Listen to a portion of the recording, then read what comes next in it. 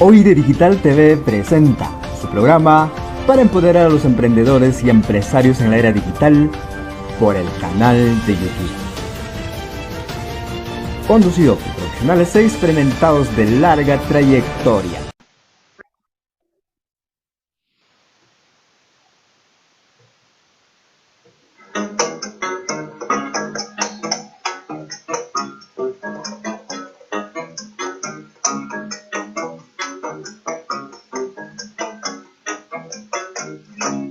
Cuando despiertan mis ojos y veo que sigo viviendo contigo, Perú, emocionado doy gracias al cielo por darme la vida contigo, Perú. Eres muy grande, lo seguiré haciendo, pues todos estamos contigo, Perú. Sobre mi pecho llevo tus colores y están mis amores contigo, Perú. Somos tus hijos y nos uniremos y así triunfaremos contigo, Perú. Unida la costa, unida la costa, unida la sierra, unida la sierra, unida la selva contigo, Perú. Unido el trabajo, unido el deporte, unidos el norte, el centro y el sur. A triunfar, peruanos, somos hermanos, que se haga victoria nuestra gratitud. Te daré la vida y cuando yo muera me uniré en la tierra contigo, Perú.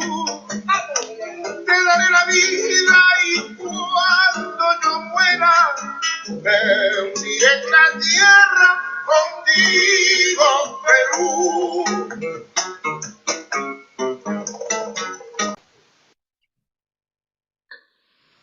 Buenas noches. Nuestro editorial del día de hoy está referido, damas y caballeros, a todo aquello que hemos sido partícipes esta semana. Me estoy refiriendo a estos delitos informáticos que se dan en la comunidad peruana, en el gran país llamado Perú, por qué no decirlo también. Es muy lamentable lo que hemos visto. Estamos viendo cómo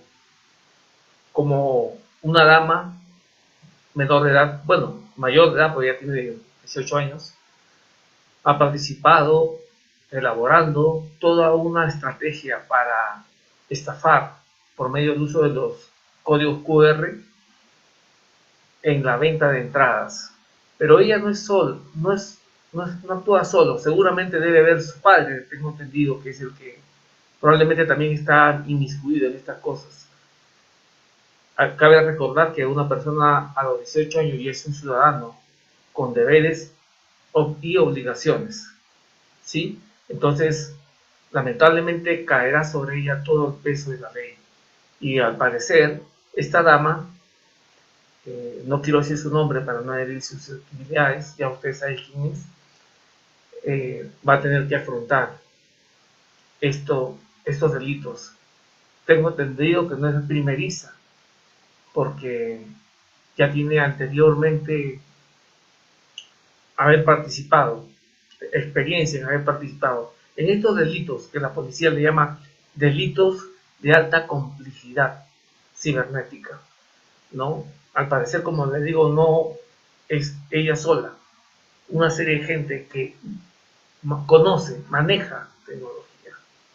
Esperemos pues que las investigaciones y todas estas investigaciones lleguen a buen recaudo y sancionen a aquellos que son los que gestaron, ¿no?, toda esta lamentable, ¿no?, sincronización de delitos. Actualmente en el extranjero se ve muy mal esto. Es un caso, un ejemplo de lo que no se debe hacer. Al bajar los estándares de educación, pues tenemos ciudadanos como esta persona, Al parecer no está en sí, porque dice que no tiene nada de dinero, que ya se lo gastó, y que no fueron 2 millones, sino 150.000 soles. Pues bien, consideramos que la justicia debe imponerse. Asimismo, quiero compartir con ustedes en este momento es que estos delitos se siguen incrementando, diversificando, también a nivel macroeconómico. Me refiero a este escándalo que voy a compartir ahora, ¿sí? Anteriormente habían los dinero leaks, de los cuales nadie habla porque están inmersos los bancos. También existe el Vaticano Leaks, donde está la curia papal, inmiscuida lamentablemente en estos escándalos de nivel financiero, algunos sexuales, pero ha aparecido otro, el Guacamaya Leaks, entre la inteligencia de las Fuerzas Armadas de algunos países, entre otros. Por ejemplo, se menciona El Salvador, se menciona México, se menciona Chile, Colombia y por qué no también el Perú. ¿Sí? En México han tenido aproximadamente 300 terabytes. En Perú han tenido simplemente algo poco, 100 gigas de información valiosa. Pero ¿qué ha conllevado a todo esto? A que, damas y caballeros, sepamos ahora que se investiga. Aquí, por ejemplo, en el Perú, se están investigando, ¿no?, a todos aquellos que tienen que ver con los movimientos sociales, la gente de Patria Roja, ¿no?, los mineros, ¿no?, y cómo se usan los recursos. Esto ha salido a la luz e inclusive hay algunos correos electrónicos que hablan de que algunos sectores de nuestro ejército están pensando cómo estratégicamente cómo hacerle una guerra a algunos de los países vecinos, ¿no? Ya cuando nosotros estamos en la posmodernidad prácticamente y se sigue pensando en esas cosas, ¿no? Mire, usted sabe que se han peleado muchas veces por Alsacia y Lorena, tanto los ingleses, los alemanes, ¿no?, y los ingleses también, ¿por qué no decirlo? Y han convenido ahora, ¿en qué? En convivir. Ya estamos en otra época para estar nosotros inmersos también en estas odiosos rencores, cosas que ya debemos superar sin caer en el patriotismo. Somos ciudadanos de diversos países, pero ya creo que estamos maduros para seguir nosotros viendo a nuestro vecino con envidia, con rencor, ¿no? Esas cosas ya deben ser superadas. ¿Por qué? Porque necesitamos ahora convivir pacíficamente, pensando en la gente menos afortunada, compartiendo recursos, compartiendo conocimientos, compartiendo políticas, ¿por qué no?, de integridad. ¿Sí? Lamentablemente esto es comidilla ahorita a nivel de toda América Latina. ¿Sí? Entonces, ¿qué pasa? Está bien que exista cierta reserva, pero no es menos cierto también que debe haber transparencia. ¿En qué? En el uso de los recursos.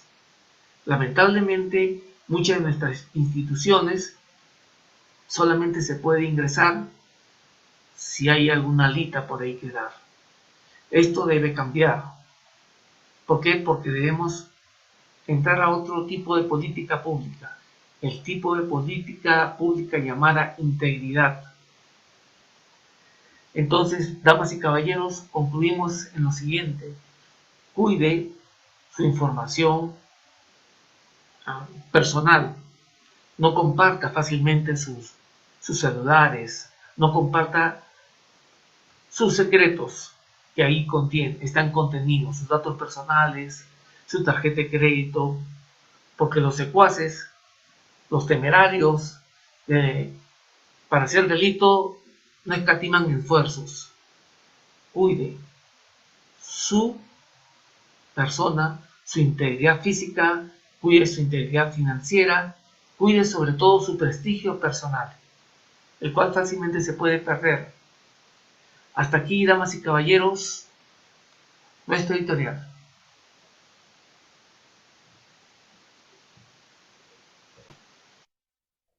En esta secuencia de noticias tenemos algunas que darles. Lamentablemente vamos a compartir cosas que no son muy auspiciosas para nosotros. ¿Sí? Permítame en este momento compartir con ustedes. Me estoy refiriendo a que ha salido elegido nuevamente por tercera vez consecutiva, o sea, el hombre va a tener 15 años, ha salido elegido nuevamente este caballero que ustedes ven aquí, ¿no? Él ya tiene todo planeado, ha sido elegido por unanimidad, envidiable, por cierto, envidiable, por unanimidad en su agrupación política ha sido elegido desde 2018 hasta el 2023, ¿sí? Cada 5 años se va renovando esto. Entonces, hay una cosa muy cierta que tienen sus filósofos, gente preparada, por cierto, envidiable muchas veces en países como el nuestro, ¿no?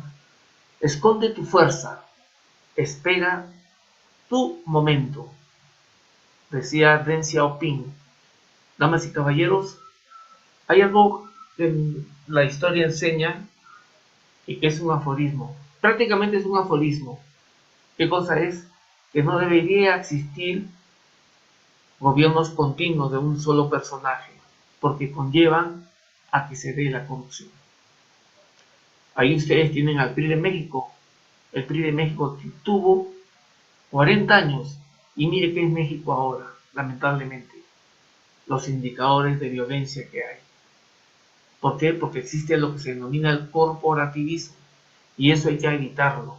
La continuidad no es buena y por mucho mejor que sea el gobernante, porque tiende a eso, burocratizarse, la corporación se llena de gente del partido y viene la corrupción, porque para mantenerse muchas veces es necesario corromperse y eso es lamentable, contra eso debemos estar siempre. Ahora bien, hay otra noticia importante que voy a compartir con ustedes, permítanme. Quiero decirles que suscribo gran parte de esta entrevista, por eso la comparto a cada uno de ustedes, porque me parece ilustrativa, me parece adecuada a nuestros tiempos. Tomen sus decisiones. Si no sabe qué decisión tomar, llámenos aquí a la OID y vamos a compartir con ustedes ciertos recursos para que no la pase tan mal como sea avisora.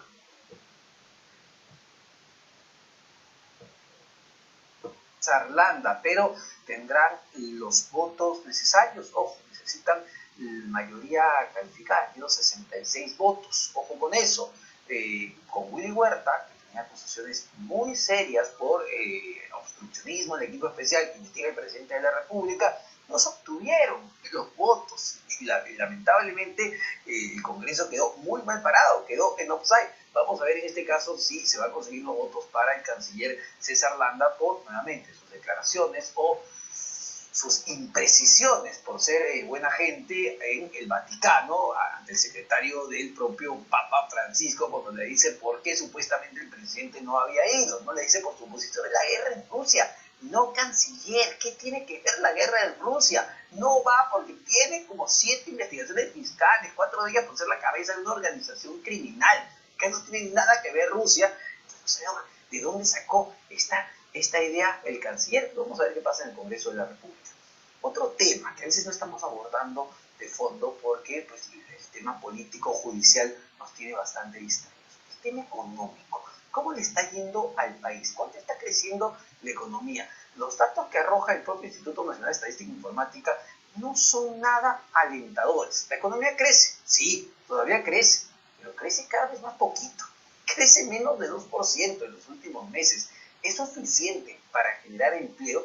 ¿Es suficiente para que los trabajadores tengan un sueldo digno? Esto se suma una nota de una de las calificadoras de riesgo, los que te ponen la nota a nivel internacional más importante del mundo, como Fitch Rating. ¿Qué ha dicho Fitch Rating? Te está diciendo el Perú, oye, por si acaso, te voy a cambiar la perspectiva. Yo te veía como te puse una nota con perspectiva estable. Creo que te la puedo bajar. Ten cuidado. Estamos con Luis Miguel Castilla, ex ministro de Economía y Finanzas, para que nos explique qué significa lo que nos está diciendo Fitch Rating.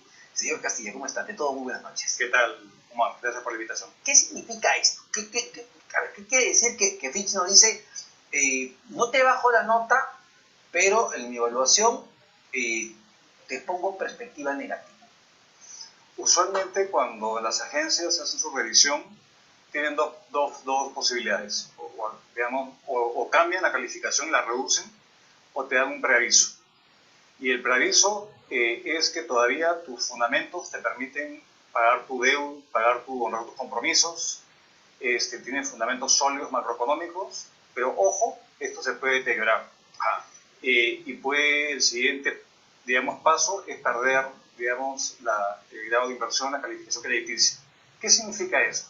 Esto significa que puede ser mucho más costoso para el país endeudarse en los mercados de capitales y por ende mucho más costoso para las empresas, el sector privado, endeudarse. Y sobre todo eso, lo que da esto es una señal, una advertencia muy clara en línea con lo que ha dicho el presidente del Banco Central, que se está jugando con fuego, que la política le está pasando una factura muy grande a la economía. De hecho, el crecimiento económico que prevé la agencia en su informe es un crecimiento económico bajísimo, 2% en promedio en los próximos 2 años. 2%. Por debajo de lo que prevé el Fondo, el Banco Mundial, y obviamente muy por debajo de lo que prevé el gobierno. Vamos a ir a eso, pero a ver, para terminar de entender lo que nos está diciendo Fitch en este último informe. Es como si, para ponerlo en términos muy gráficos, el Perú, de una nota del 0 al 20, Fitch, ¿cuánto es la nota que nos ha puesto Fitch hasta el momento? Del 0 al 20. A ver, nosotros pongamos que 15, a partir de 15 para arriba, es un país de bajo riesgo, hay mucha demanda por tus bonos, cuando emites, el precio baja, pero esta nota se ha ido reduciendo. Y veía que estamos en un 12. Y con la posibilidad de que, ojo, la siguiente te pongo un 11 y después está jalado. Entonces hemos bajado más o menos a un 12, tirando para 11. Es decir, el profe Fitch nos está diciendo que Perú, ya te advertí, cuidado, sigue así, y en el próximo examen, la próxima libreta, vas a tener 11. Y eso significa que cuando salgamos a pedir que nos presten plata como país, Va a ser más caro. Va a ser más caro. Claro. ¿Y por qué no nos ponen una nota más baja? Es porque tenemos todavía fundamentos sólidos. Nuestra deuda es baja comparado con otros países en relación a nuestro producto. Nuestra deuda pública es más o menos 35% del PBI y la de Colombia es el doble, 70%. La de Brasil va por ahí, 60, 70%. Entonces, el hecho de tener baja deuda pública, producto de muchos años de disciplina fiscal, lo que nos da es un margen de maniobra, y es el activo que aún tenemos que nos distingue del resto del país. Sí, claro, porque escuchamos a algunos defensores del gobierno que dicen, no, pero mira, nosotros estamos muy bien, mira nuestra deuda, poquito, chiquita comparado a otros países, mira nuestro déficit fiscal, no se compara al de Brasil, al de México, nuestras reservas. Pero claro, eso no se construye en un año, eso no se construye en 2 años. Correcto. Eso va, la vez que nos dieron el grado de inversión fue en 2009, ya hace muchos años, y a lo largo del tiempo se fue subiendo y subiendo esa calificación, conjuntamente con Chile, los mejores de la clase de América Latina. Pero ahora hemos venido deteriorando esa imagen, esa mayor percepción de riesgo, no porque el gobierno se haya puesto loco a gastar, no por eso, sino porque duda de que el país crezca lo suficiente. ¿Y esto por qué afecta la capacidad de pago? Porque acordémonos que si el país crece menos, hay menores ingresos fiscales y eventualmente menos fuentes de financiamiento internas por impuestos. Y obviamente mayor necesidad de endeudarse en el mundo. Entonces yo creo que eso y la razón es muy importante porque te identifica con nombre y apellido. Inestabilidad de ministros, que cambian por doquier, crispación política, los casos judiciales del presidente, Es decir, no hay toma de decisiones. Esos son los elementos de un informe de capacidad de pago de un país. Insólito. eso es interesante. Es decir, no es que Fitch nos está diciendo, oye, Perú, te pongo bajo observación porque tu política económica es un desastre, me preocupa, porque eres un potencial deudor que no vas a pagar tu deuda. No, es por la cuestión política, es por la crisis política. Correcto. En el caso de Colombia, por ejemplo, cuando Colombia perdió el grado de inversión, es porque tenía niveles de deuda altísimos. Entonces, no es nuestro caso por ahora. ¿Y cuál es la implicancia directa de esto, aparte de ser más caro?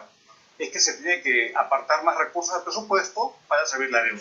En lugar de financiar puentes, colegios, infraestructura, hay que asignar mayores recursos para el servicio de la deuda. Hace 10 años, más o menos el 5% del presupuesto del país se asignaba para intereses, amortizaciones de la deuda. Esto hoy en día es 10%. Vale decir, si el costo de financiamiento sube, significa que vas a tener que dejar de financiar infraestructura, colegios, para dedicar a pagar tu deuda.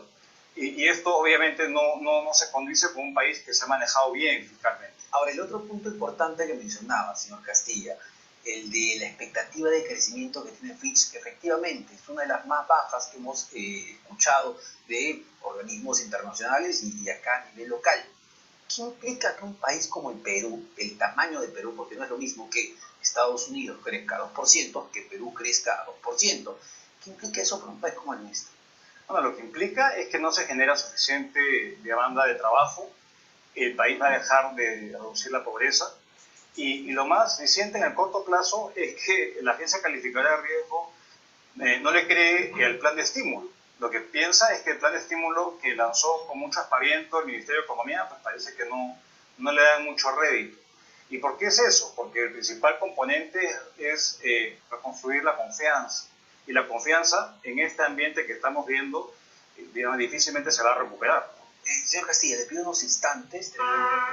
Bueno, estamos conversando con el exministro de Economía, Luis Miguel Castilla, y había un punto sobre la mesa importante, señor Castilla, y usted lo mencionaba con mucha claridad, ¿no? El ministro Burneo ingresa además poniéndose firme sobre ciertos asuntos, incluso cuadrando a algunos ministros y diciendo, si me siguen haciendo cosas de ese tipo, como la reducción de impuestos, si no me equivoco, a los restaurantes, ¿verdad? Yo me voy. El IGB de los restaurantes, yo me voy. Y lo dejó marcado. Lanza este programa Impulso Perú, donde se anunciaba también, entiendo, reducción de impuestos o reducción de pasajes, de transporte urbano, una serie de cosas que buscaban aliviar el bolsillo de las familias.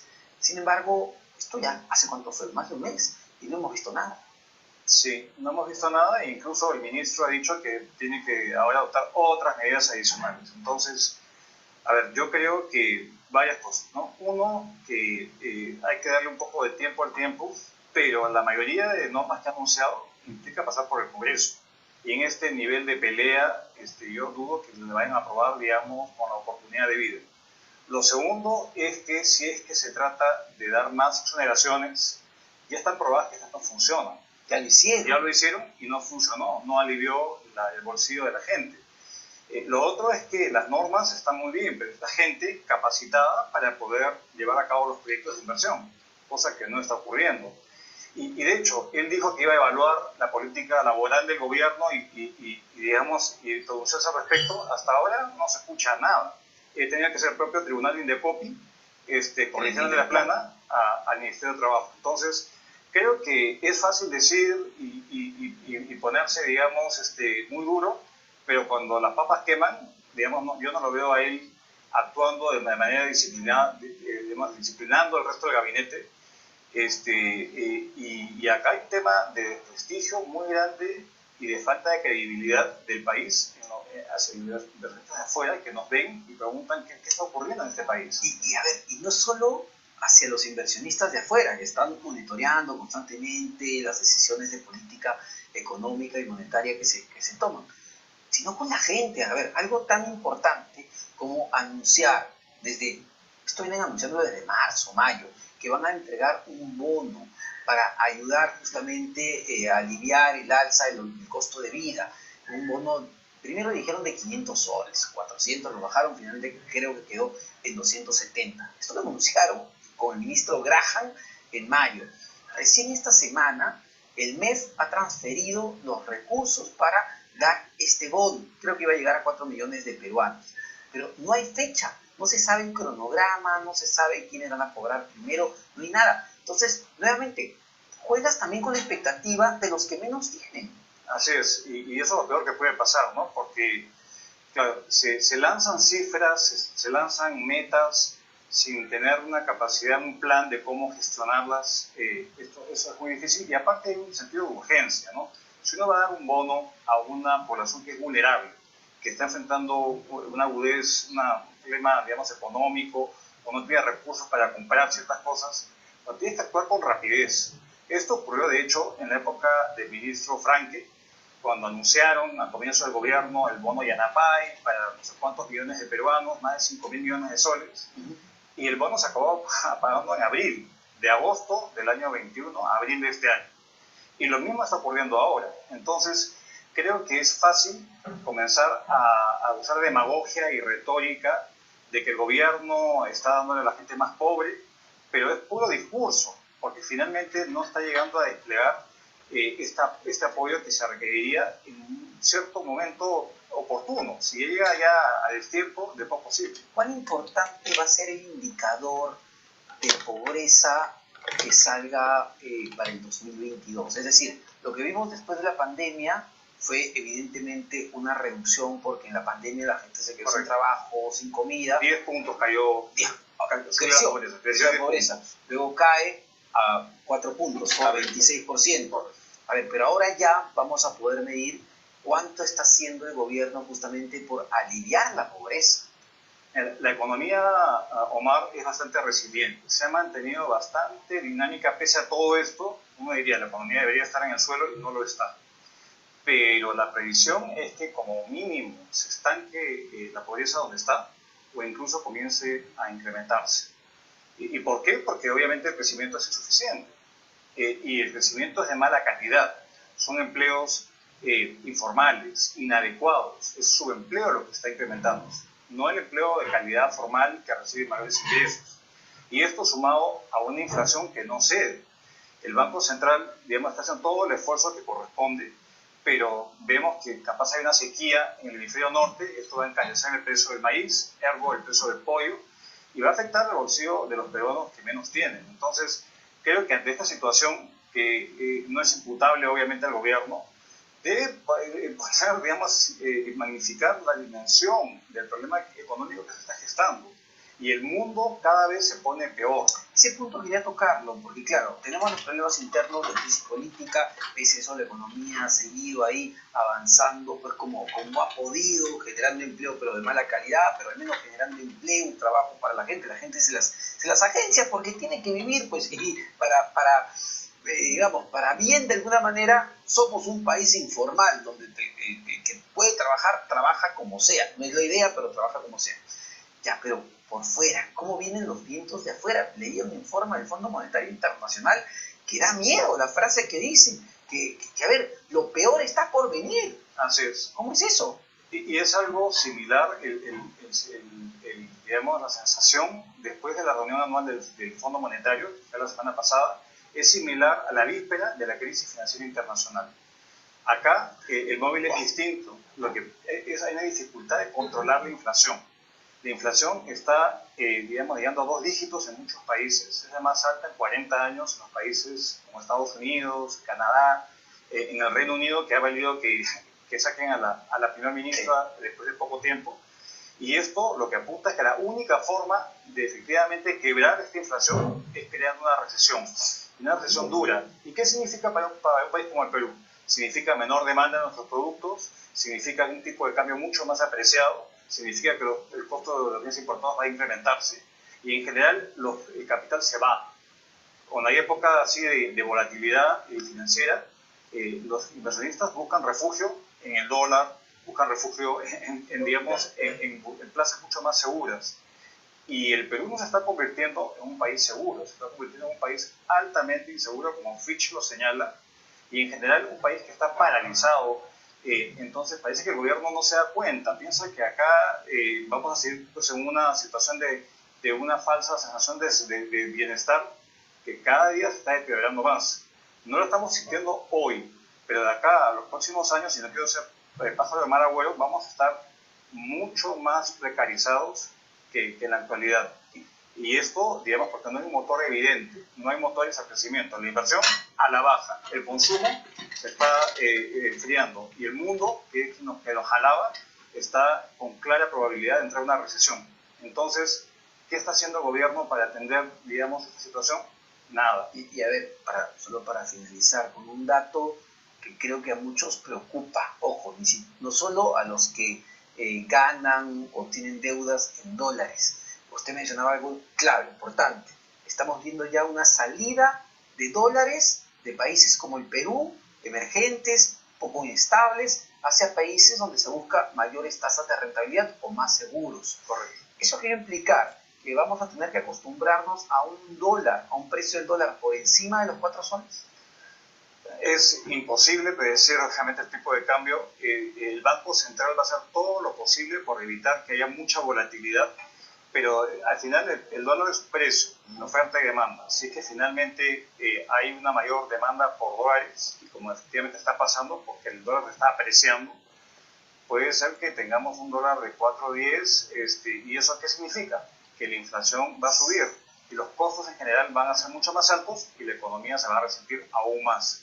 Entonces, ojalá que las autoridades, más allá del MEF, internalicen esto. Yo he escuchado al presidente del Banco Central digamos, dando tranquilidad en medio de todo, pero creo que es el lado del Ejecutivo y del Congreso que se tiene que poner las pilas, porque comienza a agarrar el bolsillo y ahí ya va a ser muy tarde para enmendar la plata. Vienen tormentas definitivamente en el campo económico, eso no cabe ninguna duda. Muchísimas gracias, señor Miguel Castilla, exministro de Economía. Hoy Digital TV presentó su programa para empoderar a los emprendedores y empresarios en la era digital por el canal de YouTube.